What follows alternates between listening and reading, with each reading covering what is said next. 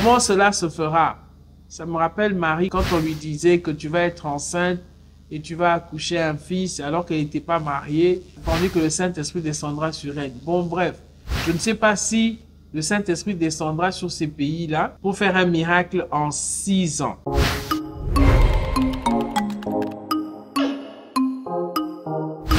Bienvenue à la Cour suprême virtuelle.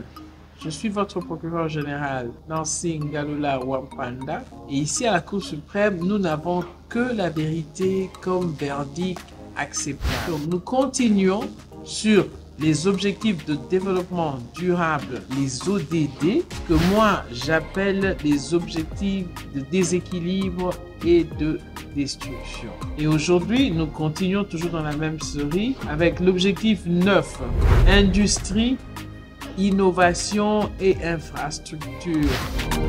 Bâtir une infrastructure résiliente, promouvoir une industrialisation durable et encourager l'innovation. Objectif 10. Inégalité réduite. Réduire les inégalités au sein des pays et d'un pays à l'autre. Comment cela se fera? Ça me rappelle Marie quand on lui disait que tu vas être enceinte et tu vas accoucher un fils alors qu'elle n'était pas mariée. Elle dit mais comment cela se fera? On dit que le Saint-Esprit descendra sur elle. Bon bref, je ne sais pas si le Saint-Esprit descendra sur ces pays-là pour faire un miracle en 6 ans. Je vais faire la critique sur l'innovation par exemple. L'industrie, l'innovation et l'infrastructure. En RDC, l'innovation. Vous savez qu'il y a des chercheurs, il y a des innovateurs, mais quand ils amènent leurs produits, il n'y a même pas un système de financement pour ce produit-là. Il n'y a pas un système de nationaliser ou de valoriser ces produits, ce qu'on appelle Made in Congo ou fait au Congo. Les moyens même pour que cela soit homologué, ça coûte tellement cher que la plupart des Congolais ont du mal à pouvoir promouvoir leurs produits ou leurs innovations en République démocratique du Congo. Ma critique par rapport à l'objectif 9 et 16. Ce modèle d'industrialisation repose souvent sur une vision de développement extractive, ce qui peut entraîner la surexploitation des ressources naturelles. Vous savez que la majorité des gens qui exploitent les ressources ici en RDC, ce sont les Occidentaux. Nous avons toutes ces matières premières, mais il n'y a pas d'école sur l'exploitation de ces matières premières. Les gens n'étudient pas les différentes matières, les ressources que nous avons sous notre sous-sol.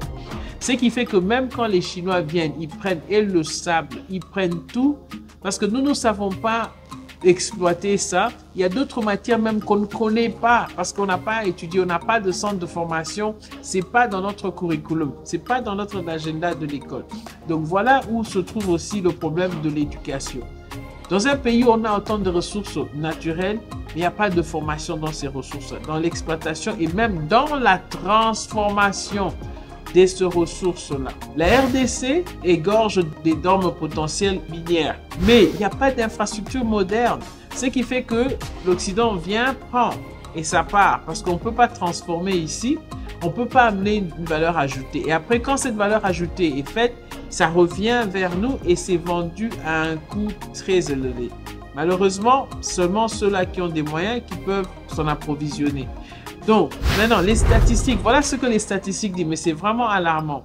On dit que seulement 1% pour les infrastructures, 1% de routes de la RDC sont pavées.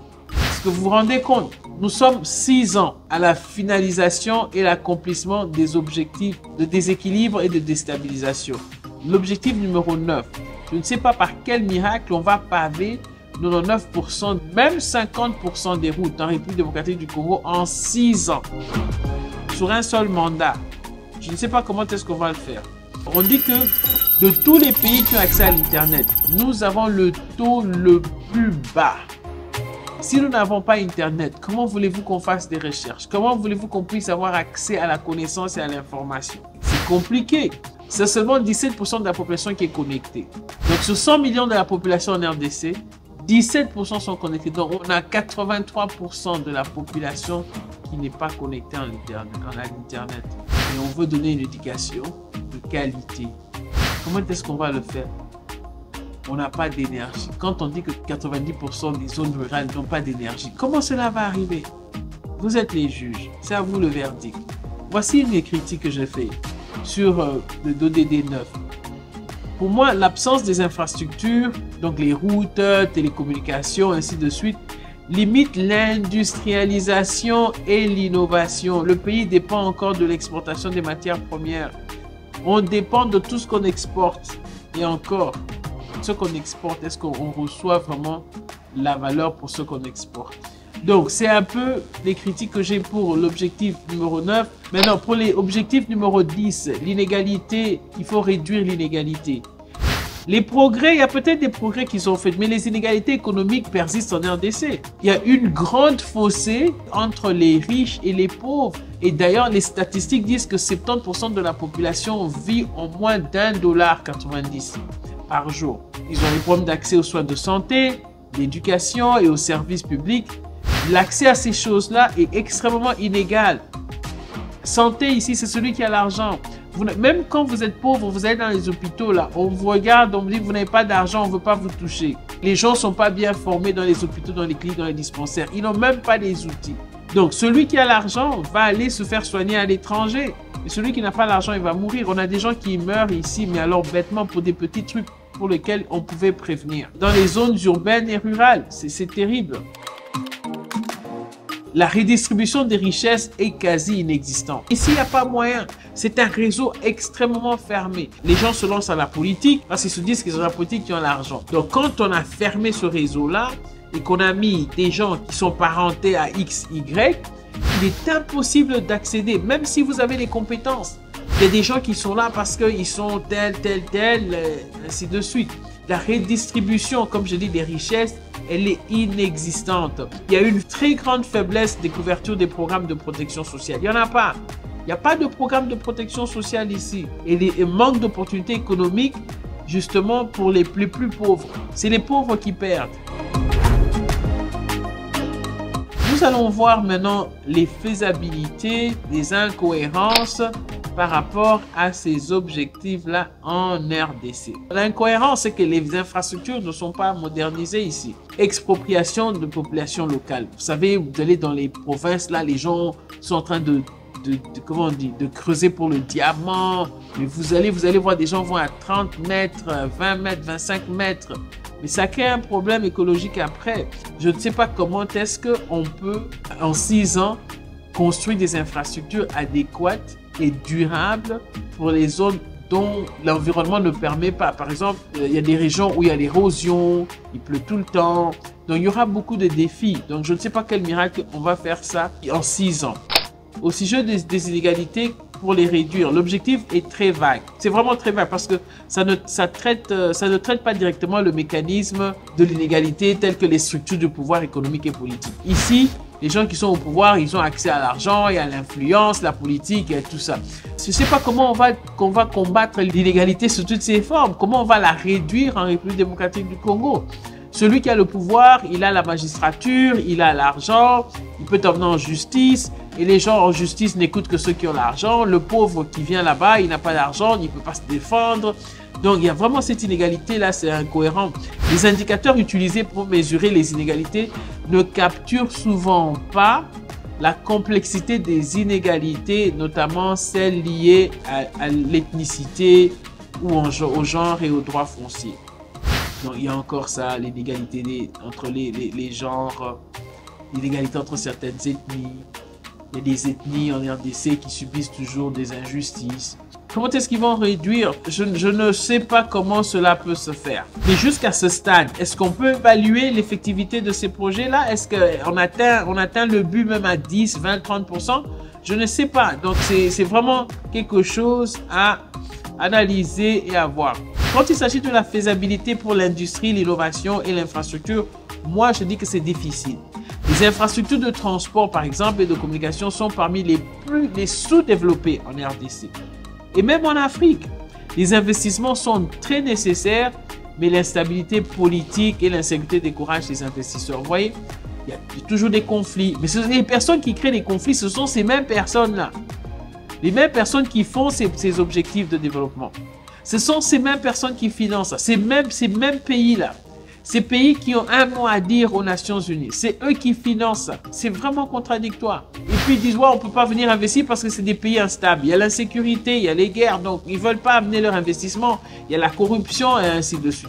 Mais qui crée cet environnement de corruption? Donc faisabilité très difficile. Maintenant, réalité ou déséquilibre quant à l'ODD numéro 9.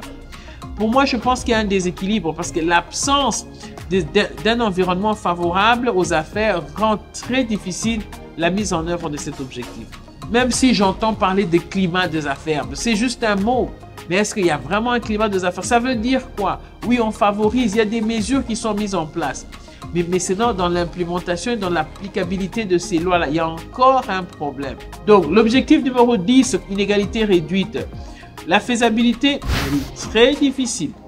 La RDC souffre d'inégalités économiques, géographiques et ethniques majeures. Les disparités entre les zones rurales et urbaines sont particulièrement importantes. Il y a vraiment, c'est vrai, vous avez les gens vers les zones rurales qui migrent vers les zones urbaines et du coup, ça crée une surpopulation et ça vide les zones rurales. Vous avez, par exemple, pour l'éducation, on enseigne le latin philo dans les villages, la biologie dans un village. Ils vont faire quoi avec? Ils sont obligés de déménager et venir dans les zones urbaines. Donc, c'est très difficile parce qu'il y a vraiment une disparité entre les zones rurales et les zones urbaines. Réalité ou déséquilibre? C'est vraiment un déséquilibre parce que les politiques plus inclusives et les réformes économiques profondes sont nécessaires. Donc, il faut vraiment qu'il y ait des politiques inclusives où on amène tout le monde à la table, une politique qui permette aussi toutes les personnes, toutes les couches sociales de pouvoir participer. Donc, pour moi, c'est un déséquilibre. L'objectif 9 et 10, c'est vraiment un déséquilibre pour la République démocratique du Congo. Ainsi, nous avons fini avec les objectifs 9 et 10. Dites-nous ce que vous pensez dans les commentaires. N'oubliez pas de vous abonner, d'aimer la page, de partager et de liker. Merci de nous avoir suivis. Ici à la Cour suprême, c'est à vous le verdict et on se retrouve la prochaine fois. Nous ne pouvons pas accepter la médiocrité. Nous devons unir tous les Congolais en une grande, seule et solide nation. Ensemble, mes frères, mes sœurs, nous allons commencer une nouvelle lutte sublime qui va mener notre pays à la paix. Un pays toujours plus beau, toujours plus prospère. Ne jamais trahir le Congo et son peuple. Et de résister avec la dernière énergie contre toute tentative de nous imposer un gouvernement quelconque qui n'ait pas de base de légitimité populaire. Que Dieu bénisse la République démocratique du Congo, son peuple et tous ceux qui l'ont choisi comme pays de résidence.